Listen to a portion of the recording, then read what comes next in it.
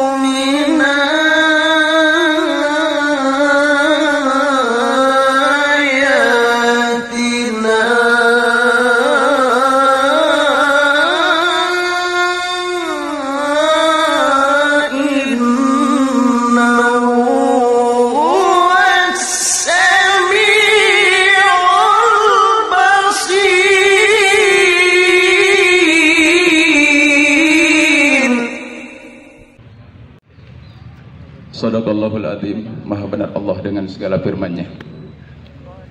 Yang saya hormati Bapak Kepala Sekolah SMP IT Bustanul Ulum, para wakil dan juga staf TU dan seluruh Dewan Guru SMP IT Bustanul Ulum yang saya hormati dan muliakan Allah Subhanahu wa taala. Dan tidak lupa untuk anak-anakku semua, siswa-siswi SMP IT Bustanul Ulum dari kelas 7 sampai dengan kelas 9. Alhamdulillah, syukur pada kesempatan pagi yang berbahagia ini kita semua sudah kembali dikumpulkan oleh Allah Subhanahu wa taala di tempat kita bersama, yaitu di lapangan SMP IT Bustanul Ulum, dalam rangka kembali kita melaksanakan kegiatan belajar mengajar secara salawat serta salam semoga tetap Allah curahkan kepada junjungan alam baginda Rasulullah Muhammad sallallahu alaihi wasallam, qudwah hasanah, contoh suri teladan bagi seluruh umat manusia, bahkan rahmatan lil alamin, sebagai rahmat bagi seluruh alam jagat raya yang maha luas ini. Bapak, Ibu, dan anakku semua yang dimuliakan Allah Subhanahu wa taala, pada hari ini kita sudah memasuki akhir daripada bulan Rajab. Tepatnya mungkin tanggal berapa nih? 28 ya? 28 Rajab. Betul Pak Guru? Iya. 29 Pak. 28 Rajab. 28. Kenapa 28 Rajab? Karena kemarin 27 Rajab. Pertanyaannya, ada Rajab? Tentunya kita sudah tahu semuanya. Tanggal 27 Rajab itu adalah Rasulullah Muhammad sallallahu alaihi wasallam diturunkan oleh Allah Subhanahu wa taala dari Masjidil Haram ke Masjidil Aqsa. Kalau kita tur dari Lampung ke Jakarta atau ke Bandung, dari Bandung ke Jogja gitu. Isra saja kalau kita. Tapi baginda Rasulullah Sallallahu Alaihi Wasallam setelah sampai ke Masjidil Aqsa, beliau di sana kemudian sholat berjamaah dengan para nabi di sana. Setelah itu kemudian Rasulullah Sallallahu Alaihi Wasallam dinaikkan oleh Allah Subhanahu Wa Taala, tidak pakai Apollo 11 bukan, tapi pakai apa? Jet al-Barkil Khatib, yaitu Buraq. Ya, pakai Buraq. Buraq itu sesuai dengan niat kita. Saya mau ke Bandar Lampung. Ya begitu, ini nyampe di sana. Nggak pakai ada lampu merah segala macam, nggak ada. Nyampe di sana. Kayak gitu ya. Itu kecepatannya. Kalau ada sekarang pesawat yang kecepatannya sama dengan Buraq, bisa kebakar katanya begitu. Bisa kebakar. Karena saking cepatnya gesekan antara udara dengan macam-macam di sana ya. Kayak kilat itu kan, kalau kilat itu ada gesekan itu, maka dia akan mengeluarkan suara yang menggelegar. Nah itu hadirin sekalian. Jadi tanggal 27 Rajab ini Rasulullah Muhammad SAW diperjalankan oleh Allah Subhanahu Wa Taala. Subhanalladzi asra bi'abdihi lailan minal masjidil haram ilal masjidil aqsa. Barakna hawlahu linuriyahu min ayatina innahu huwas sami'ul basir. Maha suci Allah yang telah memperjalankan hambanya baginda Rasulullah Muhammad SAW dari Masjidil Haram ke Masjidil Aqsa yang telah diberkahi sekelilingnya. Aman ya, aman yang sangat aman. Presiden Amerika aja mau masuk ke Indonesia dulu, sebulan sebelumnya bahkan 2 bulan sebelumnya sudah diamankan sekelilingnya situ. Apalagi Rasulullah Shallallahu Alaihi Wasallam, manusia sehebat sedunia ini. Alladzi barakna haulahu linuriyahu min ayatina. Di samping itu Rasulullah Shallallahu Alaihi Wasallam diperlihatkan tanda-tanda kebesaran Allah Subhanahu Wa Taala. Apa yang diperlihatkan adalah gambaran umatnya di akhir zaman nanti. Siapa kita? Siapa kita? Siapa itu? Indonesia. Dengan umat akhir zaman itu tiada lain, tiada bukan adalah kita sendiri. Sekarang dan yang akan datang sampai hari kiamat. Nah itu anak sekalian ya. Jadi Rasulullah Muhammad SAW luar biasa. Setelah beliau mendapatkan kewajiban dari Allah Subhanahu Wa Taala, salat yang awalnya 50 waktu, kemudian dikorting 9 kali 5 adalah 45, kemudian sisanya tinggal 5. Itu nggak bisa lagi dikorting.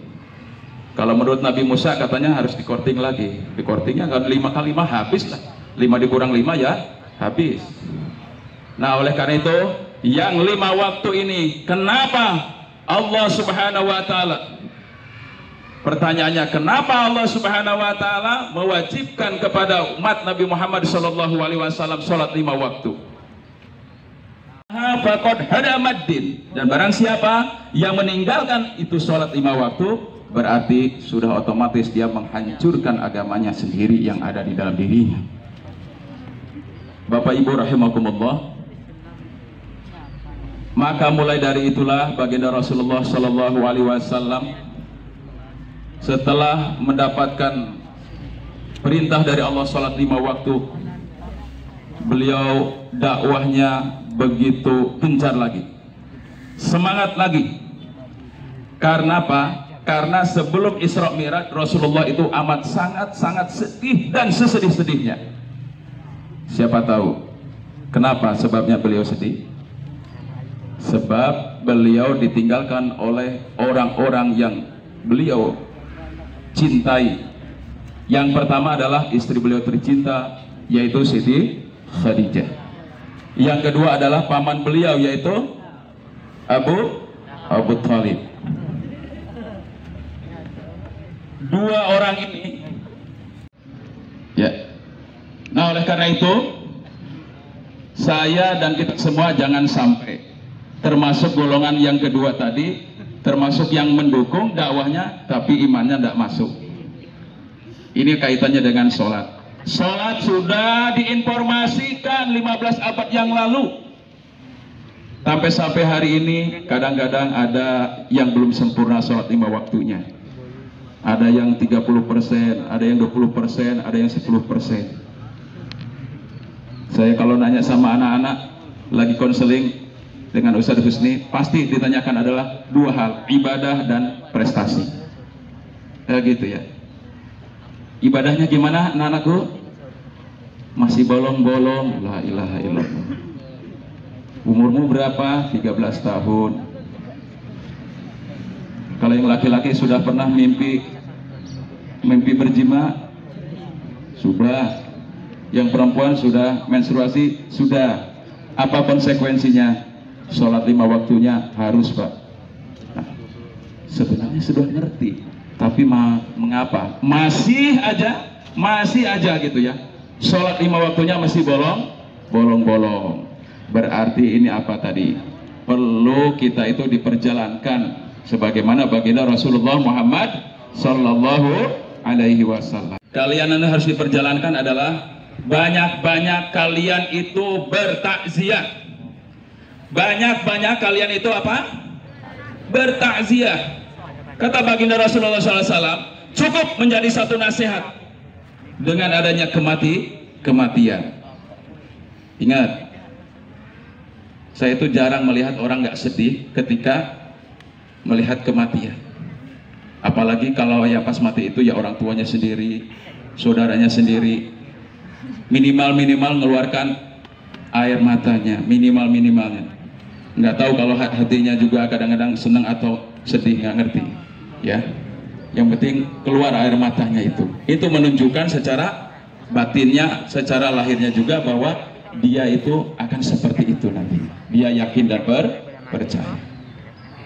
Maka ketika kita tahu bahwa kalau kita gampang-gampang meninggalkan sholat, nak ya, ingat kata Ustadz Husni, jangan sampai kita sholat di depan imam.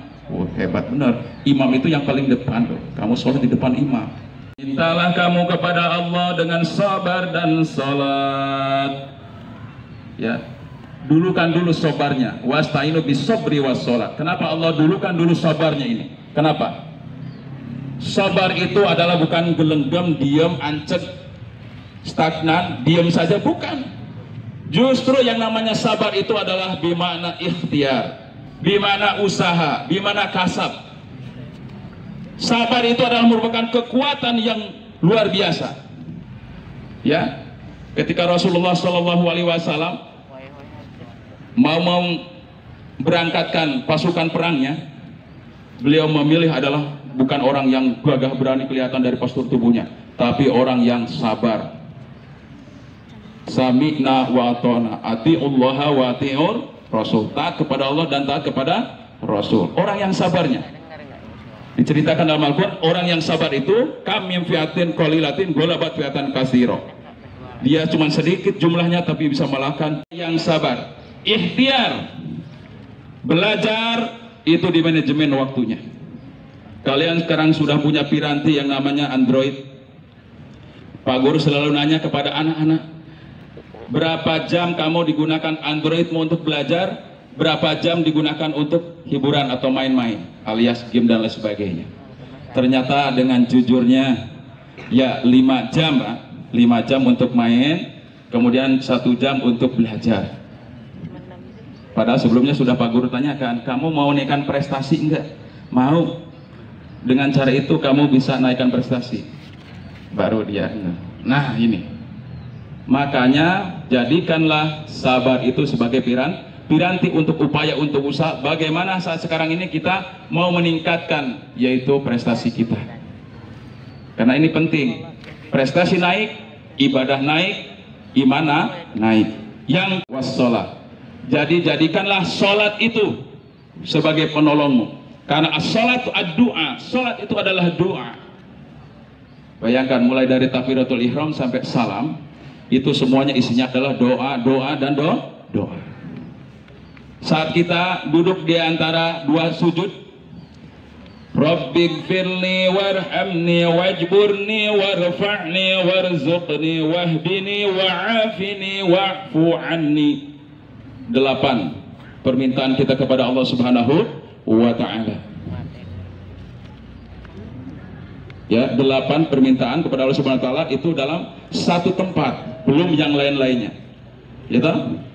Surat Al-Fatihah semuanya itu adalah pujian dan doa dari awal sampai akhir. Waktu ketika ruku dan sujud semuanya adalah memuji kepada Allah Subhanahu wa ta'ala.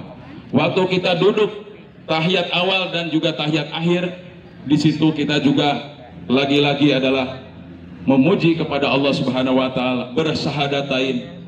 Bahkan sebelum salam, Allahumma inni a'udzubika min adabil qabri wa min adabin nar wa min fitnatil mahya wal mamat wa min fitnatil masihid dajjal. Pernah nggak kamu doa itu sebelum salam? Pernah nggak? Minimal sampai innaka hamidum majid, biasanya sampai situ. Tapi ada di situ Rasulullah mengajarkan agar kita berlindung kepada Allah Subhanahu wa ta'ala dari apa? Dari fitnahnya kehidupan, fitnahnya kematian, dan dari bahayanya fitnahnya Dajjal. Sekarang Pak, pertanyaannya, Dajjalnya sudah keluar? Sudah. Ya, dari jam itulah anak sekalian pada kesempatan ini, karena waktunya juga sangat-sangat sempit sekali. Yang penting kita semua insya Allah bisa memahami, bisa mengerti inti daripada Isra Mi'raj. Isra Mi'raj itu adalah pertama adalah dalam rangka Rasulullah direlaksasi, Rasulullah dihibur oleh Allah Subhanahu wa ta'ala, sekaligus dikasih oleh-oleh yang namanya sholat lima waktu. Yang kalau kita sekarang melaksanakan sholat 5 waktu dengan baik dan benar, insya Allah kita akan menjadi orang-orang yang muflih, orang-orang yang sukses hidup di dunia, apalagi nanti di akhirat. Wabillahi taufiq wal hidayah. Wassalamualaikum warahmatullahi wabarakatuh. Waalaikumsalam warahmatullahi wabarakatuh.